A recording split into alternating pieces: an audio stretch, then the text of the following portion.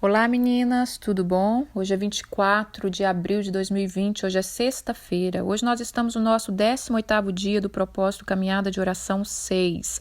O tema de hoje é Vencendo a Inércia. O texto-chave vai estar nos primeiros capítulos do livro de Samuel. Nós vamos estar falando da vida de Eli, o sacerdote que se acomodou no seu ofício e deixou a inércia tomar conta da sua vida. Ontem, irmãs, nós falamos da vida de Ana. Nós falamos da vida prática do dia a dia, que é a disciplina, é o viver o dia a dia, nos dedicando e nos esforçando, que vai elevar o nosso homem espiritual. E hoje nós vamos continuar ainda entendendo um pouco mais dessas coisas, porque nós estamos na segunda etapa do propósito. A segunda etapa é edificar casa, e a primeira casa que a gente precisa edificar é o nosso corpo, é o templo do Espírito Santo. Não tem como a gente edificar fora se a gente não edificar dentro, né? Então, por isso nós estamos tocando nesses assuntos, para a gente entender bem as coisas, porque muitas de nós queremos edificar fora, nós queremos resolver os problemas de fora, o problema do nosso casamento, da nossa casa, da nossa família, mas e nós, como estamos por dentro, né? Então, vamos lá. No primeiro capítulo do livro de Samuel, 1 Samuel, vamos ver o que nós ouvimos de Eli, né? Eli era o sacerdote daquela época, foi ele que abençoou Eliana e disse: vai em paz, minha filha, seja a sua petição seja ouvida. Mas o que fala de Eli? Então eu vou ler primeiro capítulo de Samuel, versículo 9. Eli, o sacerdote, estava sentado numa cadeira junto a um pilar do templo. Primeira coisa que a gente vê aqui citando sobre Eli, que ele estava assentado, tá? Vai pegando esses detalhes para a gente no final entender as coisas. No capítulo 2, irmãs, Ana, né? Esse aqui no capítulo 1, ele estava assentado quando ele viu Ana, quando ele viu que ela estava orando, ele achou que ela estava até bêbada ali, porque de tanto que ela chorava e balbuciava. No capítulo 2, quando Ana tem Samuel, entrega ele ali tudo, você lembra que Deus falou para Samuel que iria trazer um juízo sobre a casa de Eli. Antes de Deus falar com Samuel, nós vamos aqui para o versículo 27 ao versículo 30 do capítulo 2 de 1 Samuel. Não vou ler tudo, mas está falando no versículo 27. Veio um homem de Deus a Eli e disse: assim diz o Senhor. Aí Deus começa a falar com Eli. Né, falar que escolheu ele, que escolheu a casa dele, que desejou que a casa dele fosse perpétua. Aí vamos aqui no 29. Por que pisai aos pés o meu sacrifício e as minhas ofertas de manjares, que ordenei se me fizessem na minha morada? E tu, por que honras teus filhos mais do que a mim? Para tu, e eleve-os e engordastes das melhores de todas as ofertas do meu povo de Israel? Portanto, diz o Senhor Deus de Israel: na verdade, dissera eu que a tua casa e a casa de teus pais andaria diante de mim perpetuamente. Porém, agora, diz o Senhor, longe de mim tal coisa, porque aos que me honrarei, porém aos que me despreza serão desprezados. Olha que palavra forte que Deus trouxe para a vida de Eli. Tá? Eli já servia ao Senhor, irmãs, 40 anos. Ele entrou no ministério com 50 anos. Só que ele se acomodou. E o Senhor mandou um profeta dizer para ele: você está honrando mais os seus filhos do que a mim. Você sabe o que seus filhos têm feito. Você não tem corrigido eles. Vocês têm comido dos sacrifícios. Vocês têm engordado, né? Vocês têm engordado porque vocês estão vivendo relaxadamente. Então, agora vamos para o capítulo 4. No capítulo 4 foi quando aconteceu ali toda aquela derrota, né, de Israel com os filisteus, perderam-se a arca, chegou a notícia até a ele. Então, versículo 12 do capítulo 4. Correu um homem de Benjamim para entregar a notícia para Eli. No versículo 13 fala: quando chegou, Eli estava assentado numa cadeira ao pé do caminho, olhando como quem espera, porque o seu coração estava tremendo pela arca de Deus. Depois de entrar o homem na cidade e dar as boas novas, né? Aí aqui no versículo, quando ele contou para Eli tudo que tinha acontecido, que Israel perdeu, que os filhos dele morreram, que a arca foi levada, Eli caiu para trás da cadeira, junto ao portão, e quebrou o pescoço e morreu, porque já era velho e pesado. E ele julgou Israel 40 anos. Então isso aqui, irmã, conclui, fecha o que foi a vida de Eli. E ainda tem mais um detalhe, quando Samuel era pequeno, né? Pequeno assim, jovem, né? Pequeno não, jovem. Quando ele era jovem, no capítulo 3, que Deus fala com Samuel, qual que era a posição de Eli? No versículo 2, certo dia, estando deitado no lugar costumado, o sacerdote Eli, e cujos olhos já começaram a escurecer. Então, nós vemos a postura de Eli. Eli uma hora estava deitado, outra hora estava sentado. Tudo bem que ele já estava idoso, né, irmãs? Mas os idosos daquela época é um pouco diferente de hoje. Eles eram um pouco mais fortes, né? Assim eu imagino, né, irmãs? Por causa da alimentação, por causa da vida mais pacata. Então, ele estava com 90 e... Deixa eu ver aqui. Ele já era velho. Ele reinou 40 anos. Eu acho que ele tinha... Aqui fala, eu esqueci. 97 anos, 90 alguma coisa. Bom, o que significa, irmãs, inércia? Tá? Por que eu escolhi esse tema? Porque esse tema tem queimado no meu coração todos esses anos. Esse tema tem tratado e tem me chacoalhado, e eu tenho sido despertada e eu tenho sido sacudida da mesma forma quando eu libero essas palavras para a gente. Isso queima no nosso espírito, isso faz a gente parar, meditar e entender que a gente precisa romper. Então a inércia significa estagnação, falta de energia física e moral, falta de movimento, falta de resistência do corpo a se mover. O corpo está resistente a se mover. Então, as duas palavras aqui falam que ele estava sentado, né? Um sacerdote, sabendo que o povo estava em guerra, e ele estava sentado, esperando, né? Estava até perplexo, estava com o coração temeroso, mas estava sentado. A mulher estava lá orando, desesperada, ele estava sentado, né? Então, assim, Deus quer falar conosco, irmãs. Até quando nós vamos ficar sentado, uma hora sentado, outra hora deitado, né? Às vezes não fisicamente, mas dentro de nós estamos acomodadas e deixamos as coisas, a vida nos levar, né? Então Deus chamou a atenção de Eli antes de trazer um juízo, de trazer uma correção. Deus chamou a atenção. Por que Deus chama a nossa atenção? Para nos dar tempo,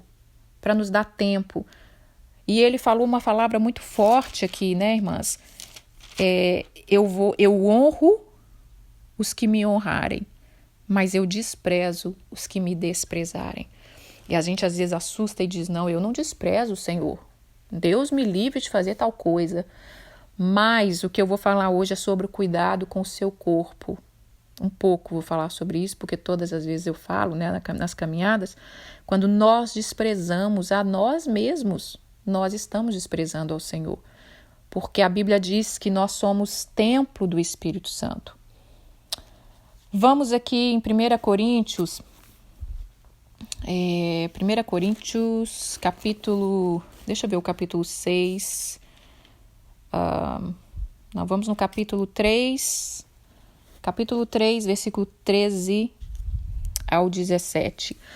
Manifesta se tornará a obra de cada um, pois o dia a demonstrará, porque está sendo revelada pelo fogo, e qual seja a obra de cada um, o fogo vai provar.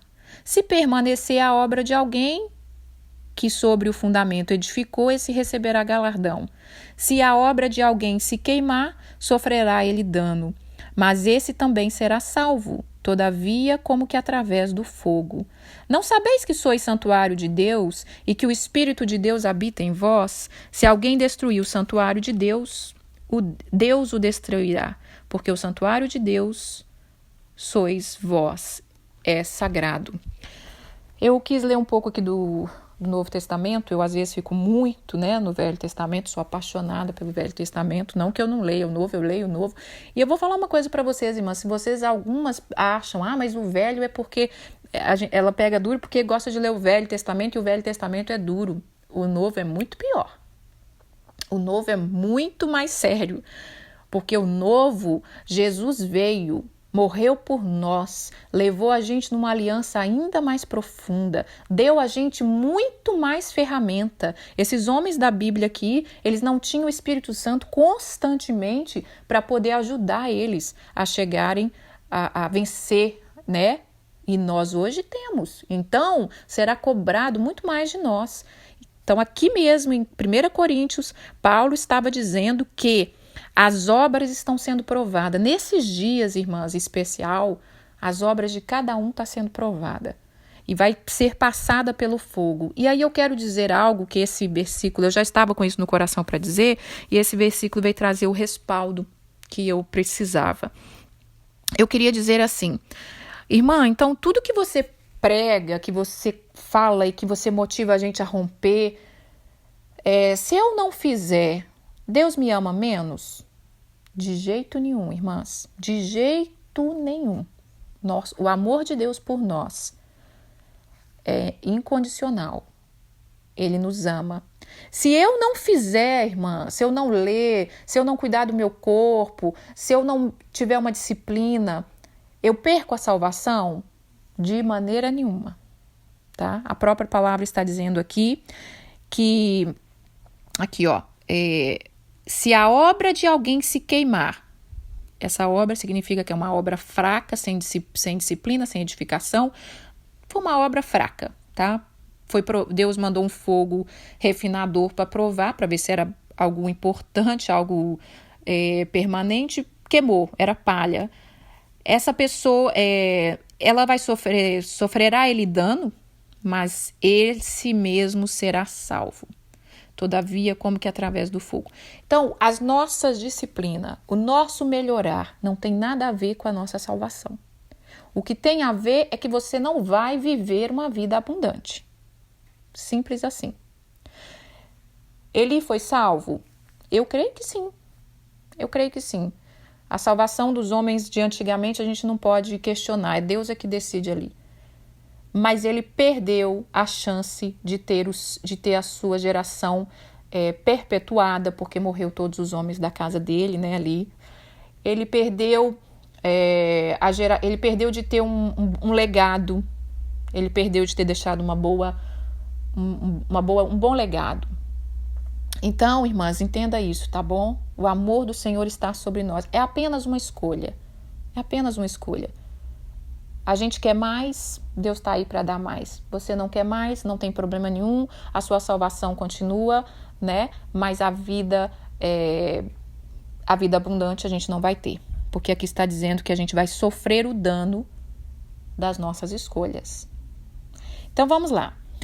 Então Deus chamou a atenção de Eli, Porque ele estava sentado, outra hora deitado. E a consequência da inércia levou Eli à queda e à morte. Nesses dias, Deus está chamando a gente a uma avaliação na nossa vida. Qual é a área que nós estamos deixando a inércia tomar conta? E o que é que a gente precisa fazer? Se arrepender, partir para a transformação através da disciplina, da oração, juntamente com o Espírito Santo, para nos ajudar a transformar a nossa vida. Deixa eu ver aqui o que eu ia ler em 1 Coríntios 6, para mim entrar em outra coisa aqui. 1 Coríntios, capítulo 6, versículo 19. Acaso não sabeis que o vosso corpo é templo do Espírito Santo, que está em vós, o qual tendes da parte de Deus, e que não sois de vós mesmo? Porque fostes comprado por preço, agora, pois, glorificai a Deus no vosso corpo. Eu falei aqui que a palavra de Deus diz em 1 Coríntios capítulo 3, aquele que destruir o santuário de Deus Deus o destruirá. Aqui está falando mais uma vez que nós somos templo do Espírito Santo e que o nosso corpo não é nosso porque foi comprado por um alto preço pelo sangue de Jesus. Por que eu vou entrar agora em corpo? Porque nós precisamos edificar o nosso corpo. Bom, irmãs, quando eu estive em Israel, tá? É uma viagem tensa, é uma viagem maravilhosa, porém cansativa fisicamente. Nós saímos do hotel 7h30 da manhã, voltávamos 5h30 da tarde, 5h30. Andávamos, ficávamos 10 horas fora do hotel, andamos vários lugares por dia. O lugar que eu vou deixar hoje para vocês chama En-Gedi, tá? Significa oásis do rei Davi ou fonte do rei Davi. É um lugar onde Davi se escondia. Aqui em 1 Samuel, capítulo 23, 29, vamos ler lá rapidinho. Depois vocês leem, irmã. Fala sobre que depois, quando Davi estava fugindo, ele se escondeu, foi para um lugar seguro que chama En-Gedi. Eu só quero deixar esse versículo para vocês saberem o nome, para quando vocês verem a imagem, vocês entenderem do que eu estou falando. Esse lugar foi muito especial quando eu estive ali, porque ele é um parque aberto no meio do deserto e você vai andando, né? Você tem que ir andando, subindo, escalando uma montanhazinha, né? Não uma montanha, uma subida, para que você vai indo pelo deserto, vai indo. E quando chega no final, você dá de cara com uma cachoeira maravilhosa. Quando eu estava fazendo esse passeio, eu me lembrei do Salmo 126, que eu quero terminar esse devocional hoje com o Salmo 126, né? Quando o Senhor restaurou a sorte de Sião, ficamos como quem sonha. Aliás, vamos ler ele, que aí a gente já termina, né? Aí Deus vai concluindo tudo que Ele quer falar conosco, conforme a vontade dEle. Vamos lá, Salmo 126. Não, esse lugar que eu fui não é o que está no Salmo 26, mas quando eu estava lá, o que veio no meu coração é o Salmo 126, porque na minha cabeça eu amo esse lugar aqui, que é o Negueb, né, do Salmo 126. A canção que eu vou deixar hoje é do Salmo 126, está cantando o Salmo 126, que é do Josué Rodrigues, uma canção antiga maravilhosa. Vamos lá. Quando o Senhor restaurou a sorte de Sião, ficamos como quem sonha. Então a nossa boca se encheu de riso e a nossa língua de júbilo. Então, entre as nações se dizia, grandes coisas fez o Senhor por eles, por isso estão alegres. Com efeito, grandes coisas fez o Senhor por nós, por isso estamos alegres. Restaura, Senhor, a nossa sorte, como a torrente do Negueb. Os que com lágrimas semeia, com júbilo ceifarão. Quem sai andando e chorando enquanto semeia, voltará com júbilo, trazendo seus feixes. Então, aqui está dizendo, irmã, que o nosso esforço vai ter colheita. Vai ter colheita. O mínimo de esforço que você fizer a cada dia, tá? Cuidando do templo do Espírito Santo, edificando a primeira casa que é você vai ter recompensa. Não fique desesperado, não fique ansioso, querendo tudo de uma vez, querendo resolver tudo de uma vez, querendo crescer, porque eu sei que quando a gente começa a aprender, começa a borbulhar tudo e a gente começa a ficar assim meio ansioso, querendo fazer tudo de uma vez só. E uma das coisas que nós precisamos aprender é a paciência. Paciência e perseverança. É melhor você dar um passo a cada dia e constante, 1 ano, 2 anos, 10 anos, como eu falei ontem de um livro que eu li, que já está fazendo 10 anos, e o livro me ajudou muito, porque fala dessas coisas práticas, do que você dar um passo, correr 1000 quilômetros e daqui a um mês acabou. Foi fogo de palha. Então, vamos lá. Quando eu estive em Israel e eu estive nesse passeio, cada passeio Deus falava algo comigo, independente do que o guia estava falando, Deus falava no meu coração algo, porque aquele lugar é tremendo. Então, o que Deus falou comigo quando eu estava subindo aquilo ali? Vou deixar fotos para vocês e um pouquinho de algum vídeo. Eu compreendi no meu coração, no meu espírito e vivendo aquilo ali, que o corpo e a alma precisam estar alinhados para receber as profundidades do que Deus requer de nós. Eu vi o quanto valioso é o nosso cuidado físico. Quão valioso é cuidar do nosso físico para a gente poder ir além. E o quanto acomodado Eli estava. Porque, irmãs, para ser gordo, e eu não estou falando mal de gordura, eu não estou falando mal de quem está fora do peso, não tem nada a ver isso, pelo amor de Deus, irmãs, entenda o que eu estou dizendo, tá? A palavra de Deus é que diz que Eli caiu da cadeira porque quebrou o pescoço, morreu porque estava muito pesado. Mas eu comecei a meditar enquanto eu andava naquele lugar, né? Acho que foi 1 hora que a gente caminhou, e teve irmãs que estavam mais cheinha, não conseguiram ir, tá? Resolveu não ir, ficar, irmãs que estavam lá no grupo, e é complicado, irmã, se a gente não tem um físico que aguenta fazer uma caminhada daquela, se a gente está um pouco acima do peso, se a gente está com o joelho dolorido. Mas o que eu quero chamar a atenção, irmãs? Por que a gente se acomodou e deixou o nosso corpo? Lógico que o nosso corpo vai envelhecer naturalmente, nós vamos ter alguns problemas naturais, mas outros são por causa da nossa acomodação. Então, eu fiquei imaginando a vida de Eli. Para Eli chegar a ficar obeso, né? Porque devia estar muito obeso para cair e quebrar o pescoço, apesar que as cadeiras daquela época, pelo que eu percebo, elas eram altas, né? Para ele chegar a ser obeso, como a palavra fez questão de deixar claro ali isso, ele estava muito na inércia. Porque é um lugar onde você anda muito, tá? Um lugar de pedras, um lugar que você tem que se esforçar. Não tinha carro, não tinha televisão, não tinha muita coisa para fazer ele ficar parado, né? Tudo tinha que caminhar. Ele realmente entrou numa inércia muito grande, irmãs. E é isso que nós precisamos olhar para a nossa vida. Será que nós estamos numa inércia muito grande? Né? Não estou falando de peso, estou falando de coisa espiritual. Será que nós estamos tão acomodados?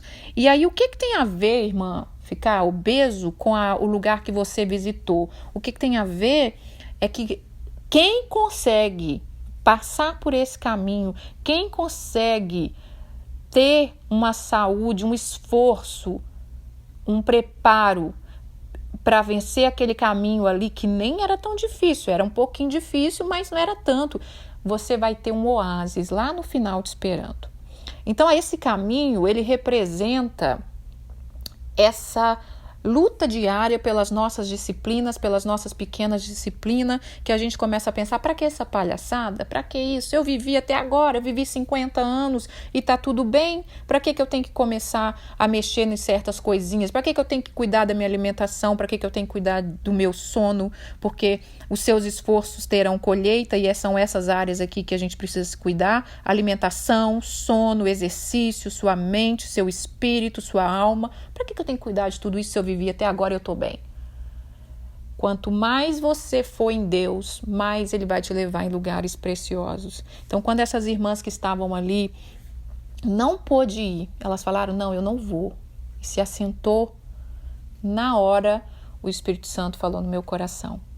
Muitos estão assentados à beira de um caminho do oásis que eu quero por causa da inércia.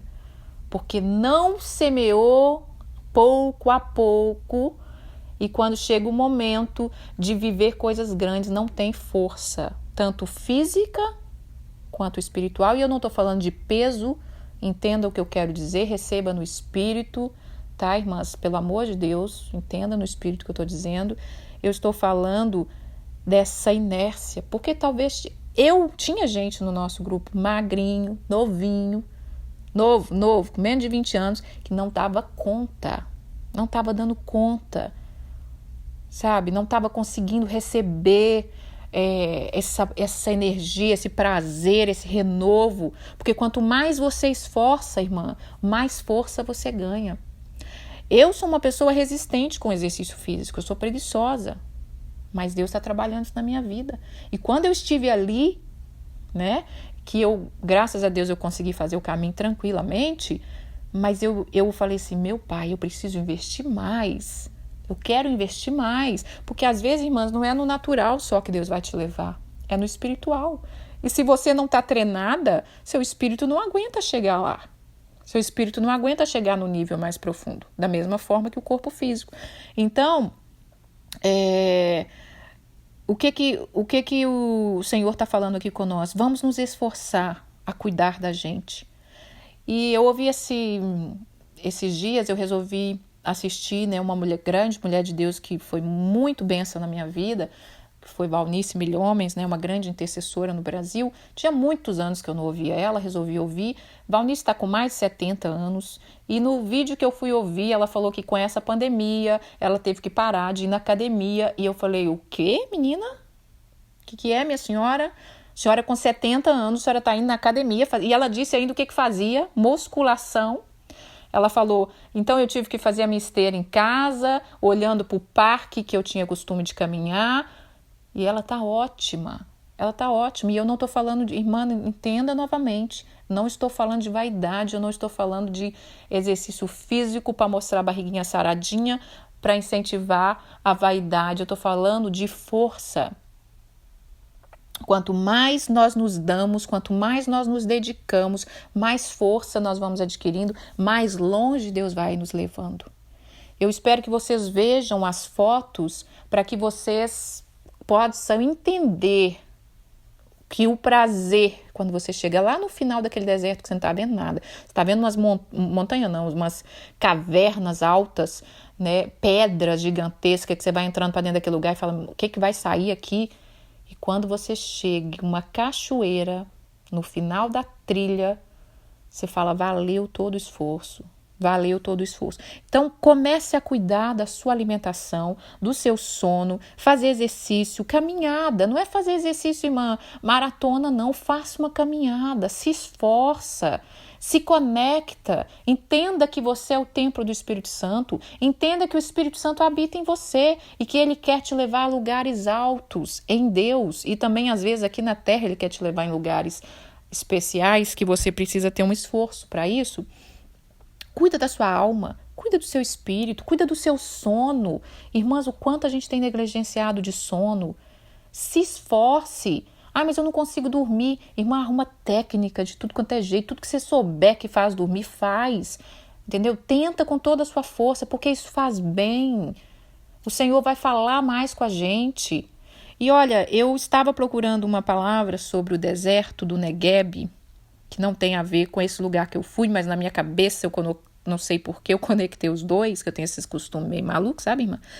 Quando eu encasqueto com o negócio, é daquele jeito e pronto. A não ser que Deus me... E é de Deus porque ele conectou as duas coisas e falou comigo. Enfim, eu li algo sobre o deserto que eu quero falar para você. É no deserto, tá? Tipo nesse daí que eu coloquei, das fotos, que serão testados a criatividade e o vigor pioneiro de Israel. Isso aqui foi um homem que disse. Olha que tremendo.